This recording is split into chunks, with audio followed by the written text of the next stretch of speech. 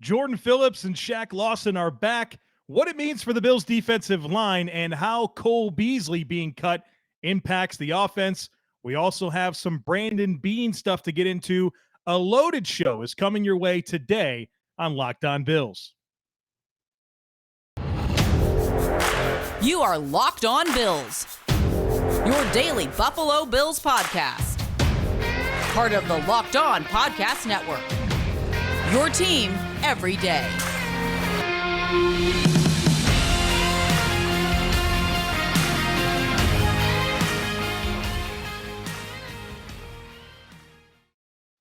What's up, Bills Mafia? It's Joe Marino from the Draft Network, and I'm your host of Locked On Bills.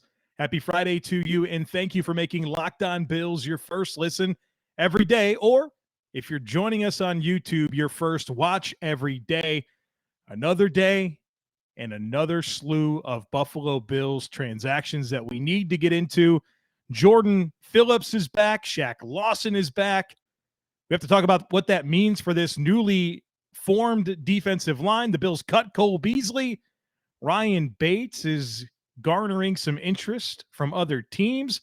And I have some Brandon Beane stuff to get into all today on Locked On Bills. Let's get into it, starting with Jordan Phillips signing a one-year deal with the Buffalo Bills, a defensive tackle that you should be pretty familiar with because he played with the Bills in 2018 and 2019. And in 2019, he had 9.5 sacks. Really good sack production from Jordan Phillips in 2019, and he parlayed that into a big contract with the Arizona Cardinals. He left in free agency that year. He signed a 3-year, $30 million deal with Arizona.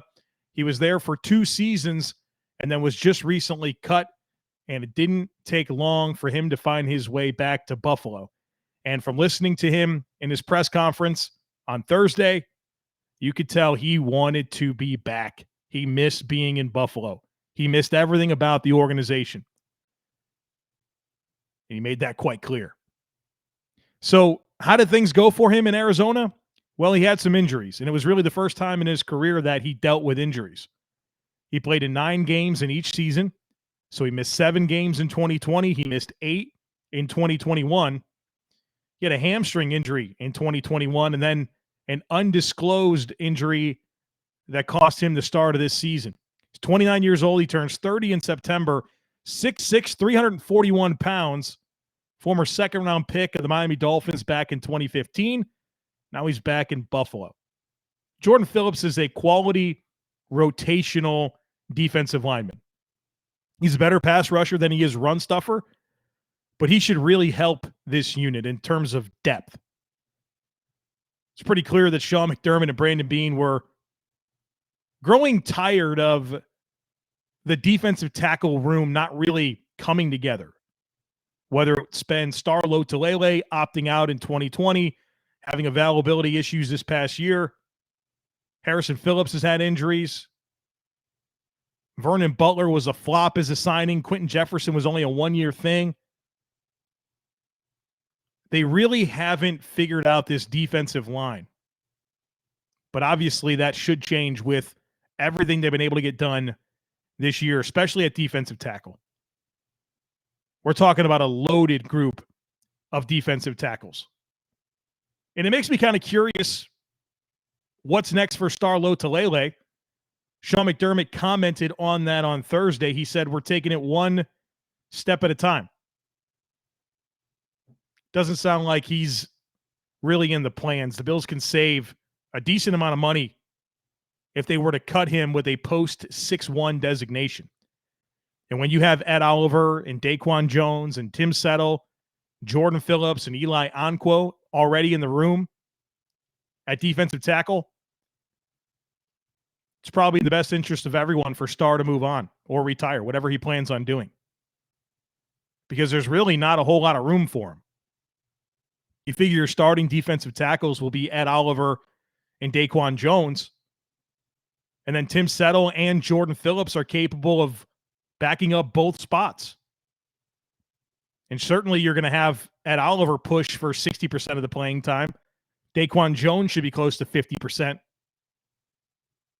I mean, There's only so many snaps to go around.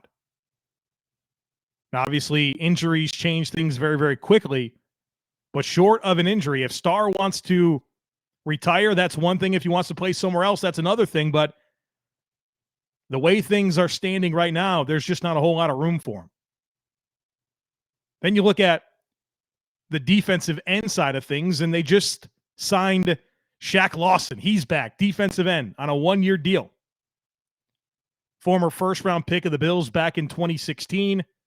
Just like Jordan Phillips, he left in free agency after the 2019 season.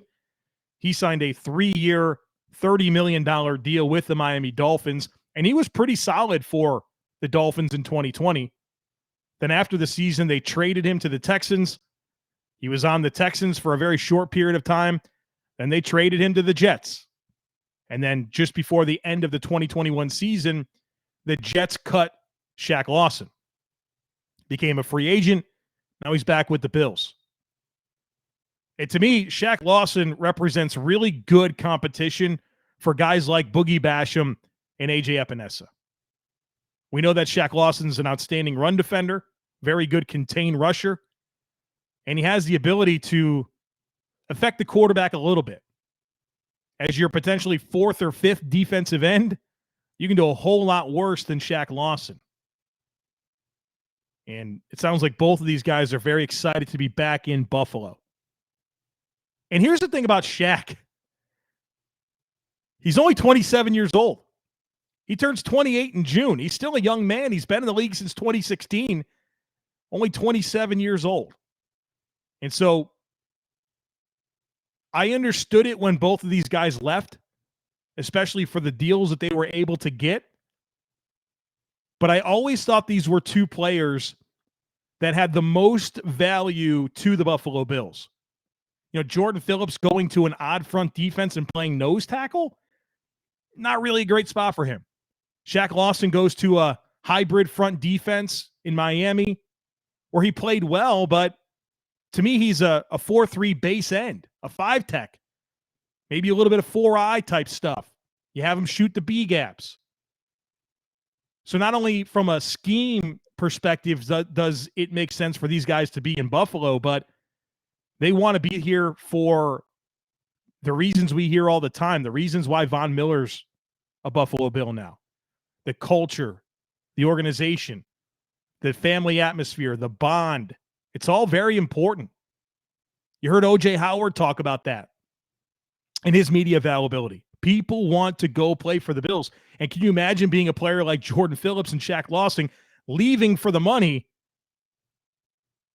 and then finding your way back just a couple of years later? It's good to have Shaq Lawson and Jordan Phillips back in the mix, really rounding out the depth of this defensive line in general. So we'll talk more about the defensive line in the next segment. But first, it's that time of year again as college basketball's tournament is upon us. From all the latest odds, contests, and player props, BetOnline is the number one source for all of your sports betting needs and info. BetOnline remains the best spot for all of your sports scores, podcasts, and news this season.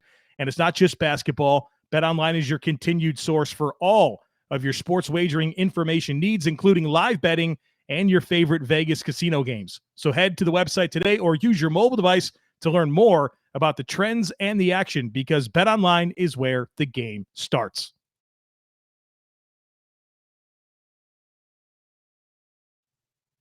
So I want to talk just a little bit more about this defensive line.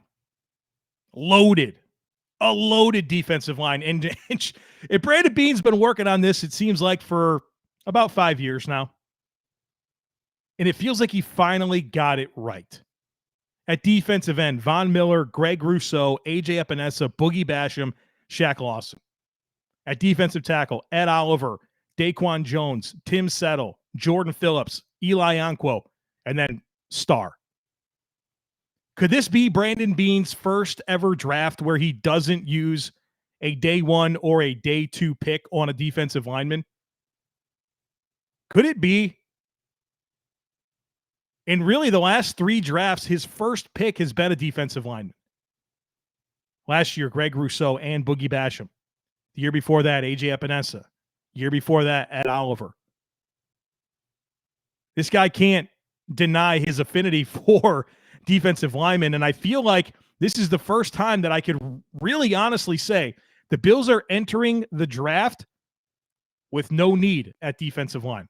That makes me extremely happy because I'm a big believer in the defensive line. You got to have dudes up front, guys that can affect football games. And the Bills have assembled a collection of talent that I firmly believe can get that done. The other thing that's notable about this defensive line group that has been assembled is it's a lot bigger. This is a bigger group of guys. Daquan Jones, 320 pounds. Tim Settle, 310. Jordan Phillips, 340. Got some big boys up there. And last year, the Bills had a very small defensive line. And the year before that, it was probably smaller. This Bills defense is bigger and more stout up front. And this has been asked of me in emails and direct messages that I've received. People have been talking about the schedule that the Bills are going to play this year. Baltimore, they run the football. Pittsburgh, run-heavy team. Cleveland, run-heavy team. Tennessee, we know they run the football. Patriots twice. Jets twice. Dolphins twice. We know that New England's bread and butter is running the football. And then you have the Jets and the Dolphins, who are pretty much just replicating that San Francisco style of offense in New York and Miami, which is all about running the football. They play Minnesota, Dalvin Cook, Green Bay. You know, you always think about Aaron Rodgers with Green Bay, but that's an Aaron Jones team. They have A.J. Dillon. They want to run the football. The Rams, they want to run the football. I mean, that's almost the whole schedule. Teams are going to want to run the football. And not only because that's what they do, but because when you face the Buffalo Bills, you're going up against Josh Allen. And you know you can't stop Josh Allen. So the best way to limit his impact on a football game is to keep him on the sidelines. Well, how do you do that? You try to control the clock. You run the football, you sustain drives, and you keep Josh Allen on the sideline. The Bills are building a defense that doesn't allow the opponent to do that. And it's going to make the existing players on the roster better. This is going to be good for Ed Oliver. It's going to be good for Greg Rousseau. It's going to be good for Tremaine Edmonds, Matt Milano. So the Bills have assembled a defensive line here that has a great awareness to a great number of things. First of all, being able to handle the schedule that they have next year. But the Patriots, Jets, and Dolphins, they're not going to change their philosophies with the way their teams are being built and the coaches that they have.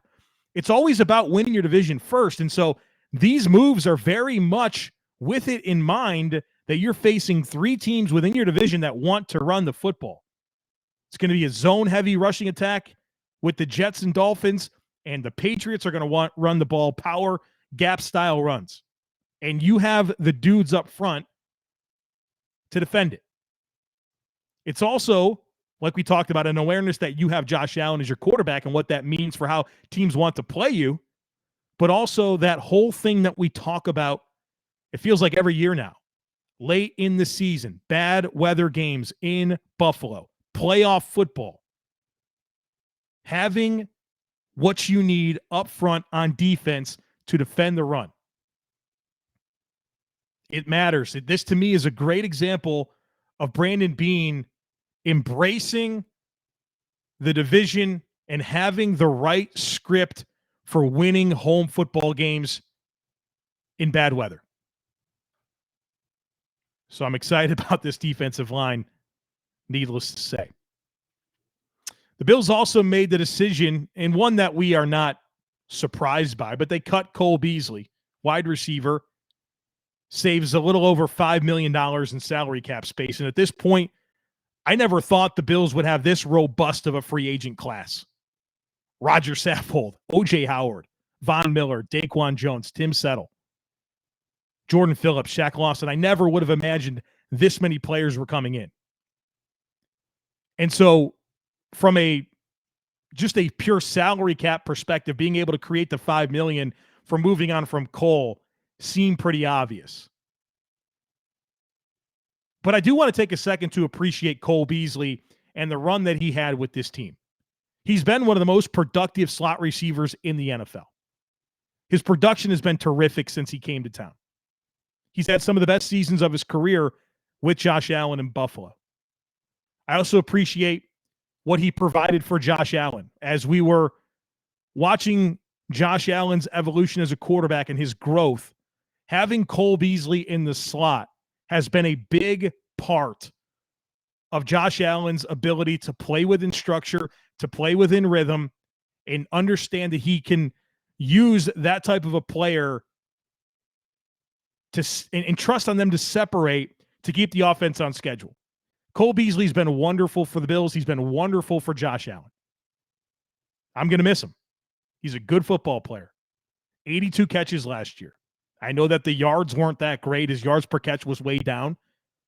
But this dude's been tough. He's played injured over the last couple of seasons, and he's meant a lot to this team, the offense, and, of course, Josh Allen and his development. Got a feeling we'll see him go to the Giants, see if he can help Daniel Jones over there in Brian Dable's offense. But nonetheless, a little appreciation for Cole Beasley. So where does that leave the wide receiver room? Well, Stephon Diggs is here, Gabriel Davis, Isaiah McKenzie, and then you got a bit of a drop-off. Jake Kumaro, Marquez Stevenson, Tanner Gentry, Isaiah Hodgins. I'm looking for the Bills to add here. Not necessarily a splashy veteran, but a meaningful draft pick, first or second round. I think we're all kind of at that point where you see how this roster's come together, and it's BPA at wide receiver and corner in the first and second round. Makes a lot of sense. And for me, the wide receiver, we're going to do lots of conversations are coming about the draft and wide receivers.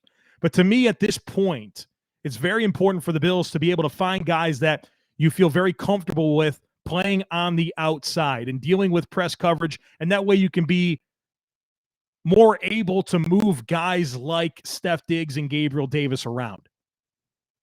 So I'm gravitating towards players that I have a lot of confidence in as perimeter wide receivers. But I think the Bills will need to add here. The next thing I want to talk about is Ryan Bates, the Bills' restricted free agent.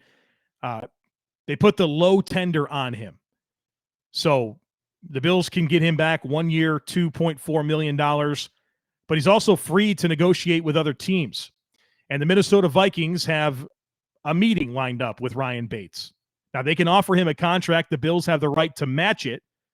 But if they don't match it, he can go sign with the Minnesota Vikings, and the Bills will get nothing in return. I don't think there's anything to panic about here. It's not like the Minnesota Vikings are loaded with salary cap space to be able to truly bring in Ryan Bates at a deal that the Bills couldn't match. But I do want Ryan Bates back on this football team.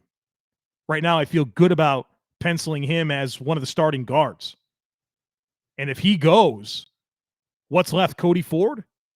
That's not ideal. I know the organization loves Cody Ford and that they believe in him, and there's a good chance that he's going to be in line to compete for a starting job this year.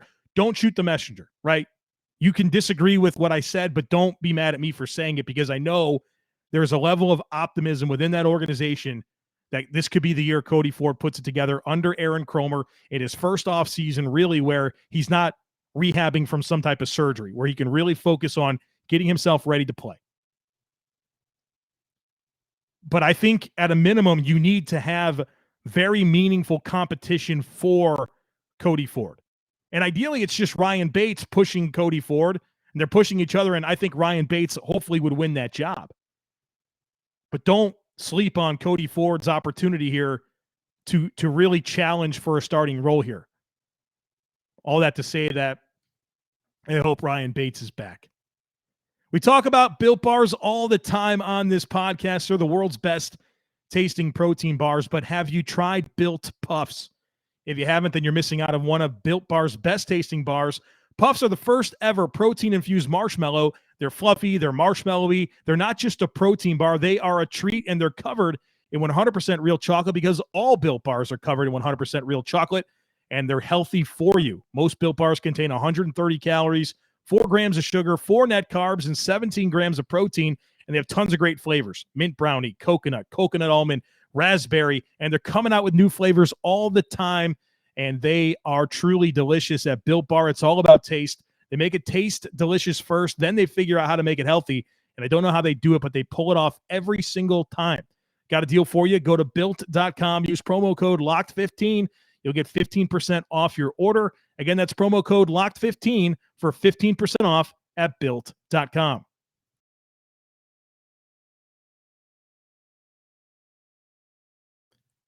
In our last segment today, I want to talk about some things that are true about Brandon Beane that have kind of come to light here over the last week.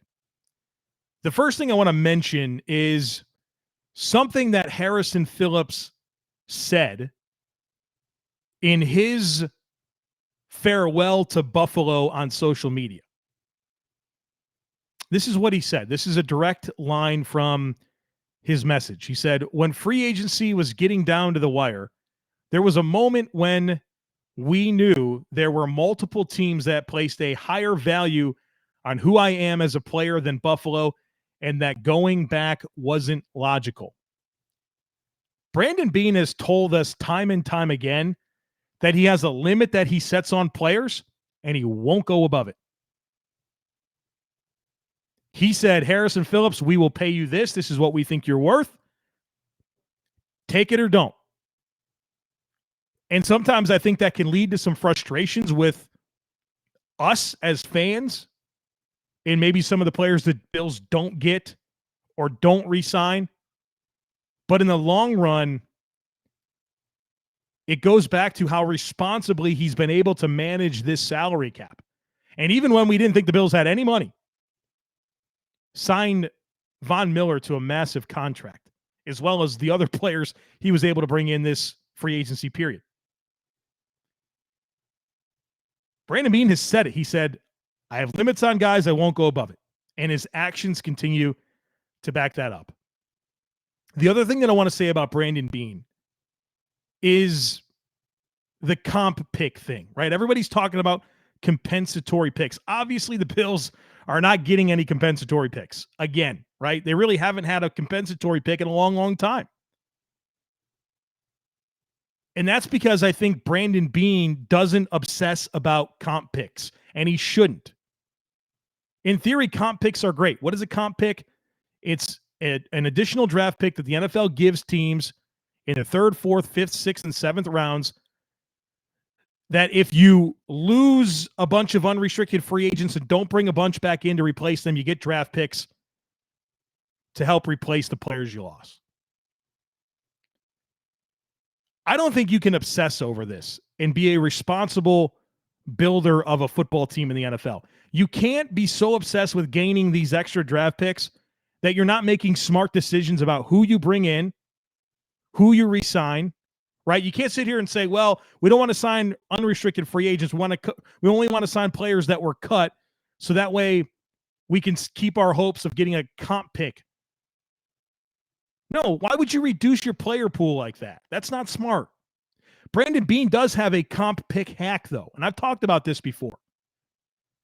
Brandon Beane builds deep and talented rosters that come cut time, he's able to have players that he can trade to other teams for draft picks, and those are his comp picks. Look at this year's draft, for example.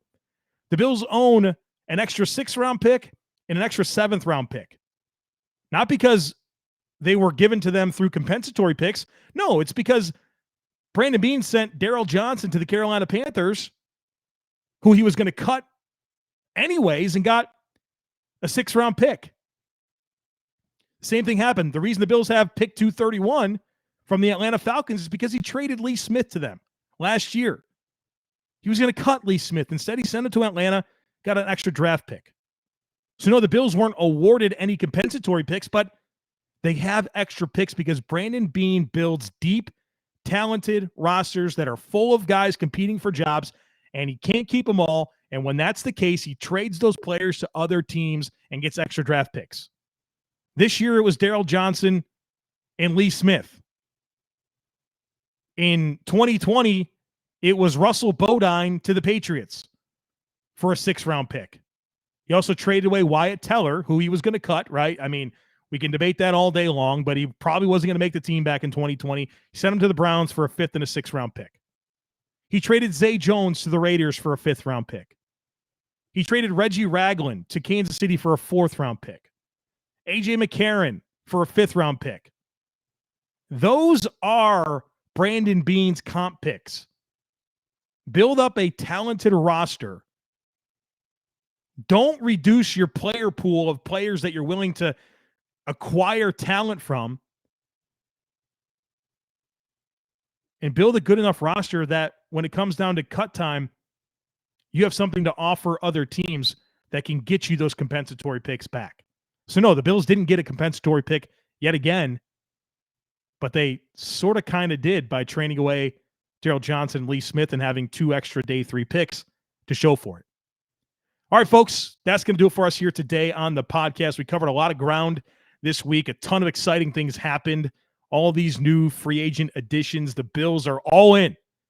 And it's going to be a lot of fun talking through the rest of this offseason, the draft, everything that goes into the Buffalo Bills. So make sure that you are subscribed. I'm here for you daily, Monday through Friday, every week of the year. And I have some really fun extra content coming out this weekend on the YouTube channel, as well as your podcast feeds, where we're going to talk to some of the people who have covered the players the Bills have brought in. We did that with Tim Settle, and I'm going to do that with Daquan Jones and Roger Saffold and Von Miller and O.J. Howard. We're going to get some good inside information from experts of the teams that those guys played for, so we can learn a bit more about the new players that are coming over to the Buffalo Bills. So don't miss any of that. Make sure you're subscribed, rate, review, and share the podcast. Have a great weekend, and I look forward to catching up with you again on next time.